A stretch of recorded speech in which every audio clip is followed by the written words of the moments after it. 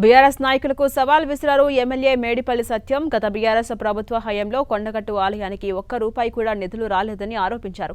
ఒకవేళ బీఆర్ఎస్ నేతలు కొండగట్టు ఆలయానికి నిధులు తీసుకొచ్చామని నిరూపిస్తే తాను రాజకీయ సన్యాసం తీసుకుంటానంటూ సవాల్ విసిరారు. గత 10 ఏళ్లలో చొప్పదండి నియోజకవర్గంలో అభివృద్ధి ఏమీ జరగలేదన్నారు.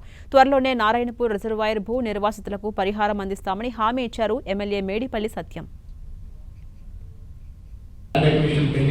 10 సంవత్సరాల నుంచి ఒక 10 పైసల బిల్లు వేయకుండా ప్రాజెక్టులు అన్నీ కట్టి నేను మన 23.5 కోట్ల విడుదల చేస్తాను.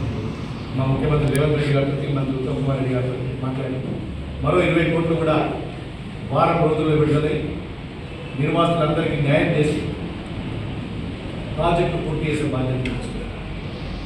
ప్రసిద్ధమైనటువంటి పుణ్యక్షేత్రం 2 సార్లు అక్కడ ముఖ్యమంత్రి హోదా వచ్చింది. మా ప్రజలు అవగాహన చేస్తూ నాయకుడు వచ్చింది కానీ నయా పైసలు రాలేదు.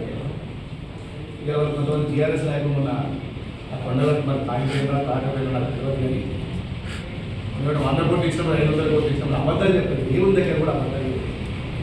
కొండగట్టుకు బీఆర్ఎస్ హయాంలో ఒక్క రూపాయి కూడా మీరు ఇచ్చినట్టుంటే ఒక్క రూపాయి నేను ఛాలెంజ్ చేస్తున్నా. ఈ కరీంనగర్ గడ్డ మీద మీడియా సాక్షిగా బీఆర్ఎస్ హయాంలో ప్రభుత్వం నుంచి ఒక్క రూపాయి నిధులు కొండగట్టుకు వచ్చిన నేను రాజకీయాలను నా సవాల్ ఎవరు చేయలేదు.